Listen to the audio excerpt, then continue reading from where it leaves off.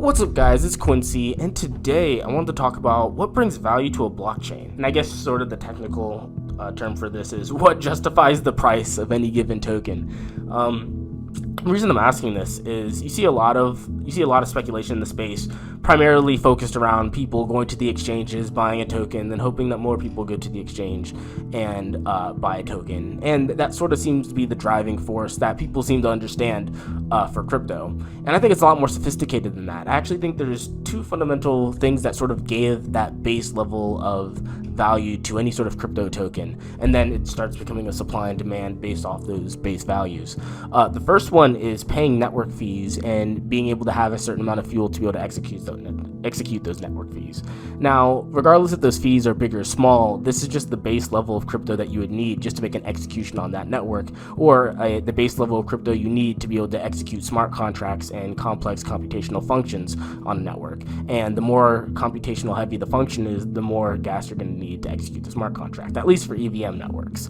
So just to be able to run a DApp, an app, a smart contract, anything on the network, you need to hold some form of fuel. So we've got that basic thing. You need to make execution on the network with the fuel of the native token. The second thing is, now that you have a native means of being able to move, let's just call it fuel. People like to call it cryptocurrency, but I want to keep it simple. Let's call it fuel. And this fuel has some sort of abstract value to it, typically because in order for people to acquire more of that fuel to execute the network, they usually have to buy it from somebody, or usually give up some form of resource to do so. And what ends up happening is there's a base level value attributed to the token when an exchange made. So if I had 100 of network A tokens and I sold you 100 of those for $1 just so you can use network A, well, by de facto, all of those tokens are now worth a penny. And now with that, you can essentially leverage the capital of that value by being able to say, hey, look, we're both operating on network A. I want to make an exchange with you, and I want to send you 50 cents, right? Now, I could create a set of derivative tokens that could represent the amount of 50 cents in whatever fiat currency I hold. Or I could just send you the equitable value in the native cryptocurrency just due to the fact that there's a leveraged value to it.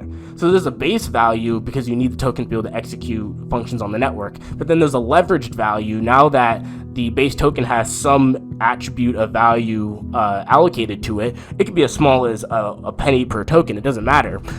You can now use that as a means of exchange, and that allows you to have what ends up being quite interesting is that allows you to have a instantly liquid asset to be able to exchange other assets with. So what ends up happening is, first we have the network execution. You need so much of the native token to make executions on the network. To send crypto, to execute dApps, execute smart contracts, you need so much of the base token.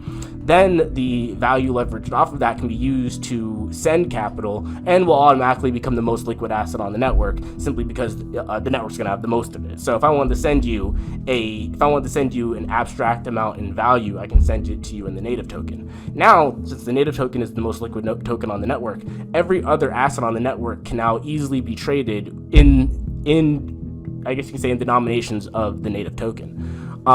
Doing that now allows you to have a ton of different token pairs between a bunch of different assets in the main token.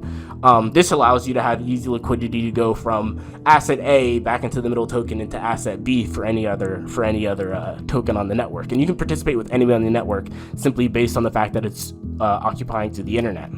So what ends up happening is you end up getting a supply and demand for the token itself. It's like liquidity demanded for the token itself to be able to exchange other assets and other goods on the network. So as demand for other assets on the network become even higher, demand for the native token to be able to exchange those assets also become higher. And then the demand somewhere in between the total demand for the assets that reside on the network and the total demand of volume for any given period of time. So there may need to be X amount of dollars allocated to the exchange of so many assets simply due to liquidity reasons. To be able to buy, let's say, a Tesla stock, let's say you want to go from a gold derivative into a Tesla stock in this digital ecosystem, the highest asset of liquidity would be the native crypto asset. So you would go from the you would go from the derivative asset, the gold derivative asset, into the native crypto token, and then you would find liquidity from the native crypto token into whatever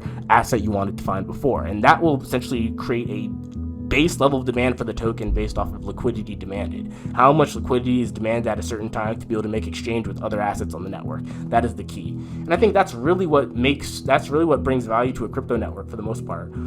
Everything else just becomes other things of value that are built on it. So if you build an application, the application is valuable based off people getting some sort of value off of using it. And because that application is valuable, the network becomes valuable because people are using the application on that network.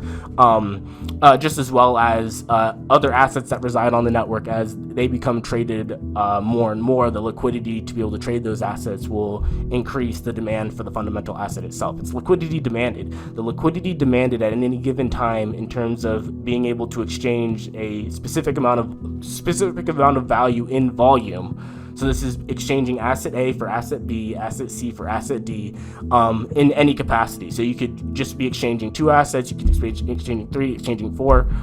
The highest means of being able to move between those assets, the most liquid asset would be the native crypto token. So that liquidity demanded will create more demand for the crypto token.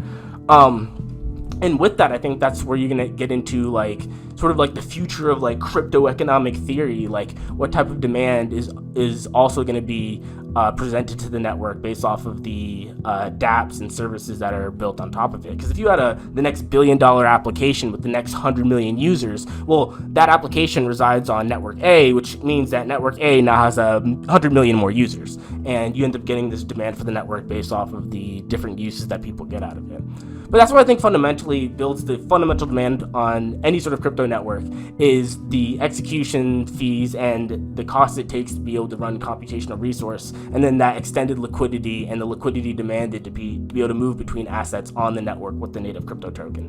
I hope you guys like that, and I hope you guys like, share, and subscribe. I'll see you on the next one, and peace out. Later.